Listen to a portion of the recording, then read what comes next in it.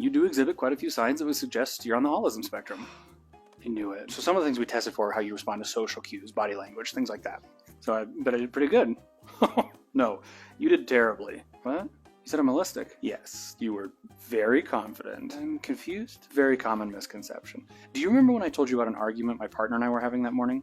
No, not really. Yeah, you changed the subject pretty quick, which suggests that it was a little too personal for you, where someone that's autistic would have likely reciprocated with a similar anecdote. I barely knew you. At one point I told you my mother was in the hospital, and you gave me a hug. And I said everything happens for a reason. I remember that one. Yeah, empty superlatives. What? An autistic person would have likely responded with a similar anecdote about grief, and almost certainly would not have initiated physical contact without asking. But you needed a hug. No, not for me, but don't feel bad about it. It's common for allistics to struggle with emotional support. You give hugs to people that are sad. This, though, you actually did initiate a number of conversations on your own. Yeah? Somehow pulling subjects out of thin air. You actually tested in the top 96% of conversation starters for people your age. That's awesome. Not a super useful skill for employment.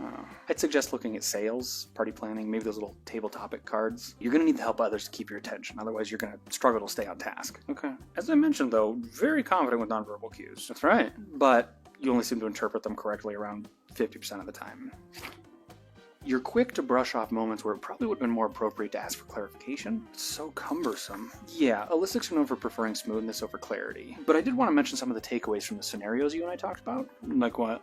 So, allistics have a much higher sensitivity towards authority figures. What does that mean? So when you were asked how much you'd be willing to donate to charity if asked by a cashier, you were significantly more generous than if you received a charity mailer. But they're watching you. Sure, and our autistic participants tend to answer the opposite. Charity mailer would give them time to do research to figure out how well the charity is actually utilizing the funds. Didn't even know you could do that. Don't beat yourself up. There are plenty of people that lead successful lives with Allism. Do I need to take medicine, or, what do I do? This is going to be really difficult for your autistic partner, so I've given you a list of online support groups for them to look into. Okay, but what do I do? Sure, we have a number of resources available to your autistic partner to help learn how to handle you. Me? What about me?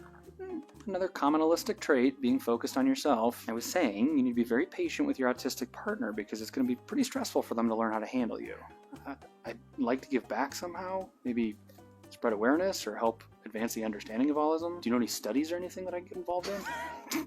Heavens no. You're in no place to figure out what's going on up there, and we have plenty of autistics looking into Allism.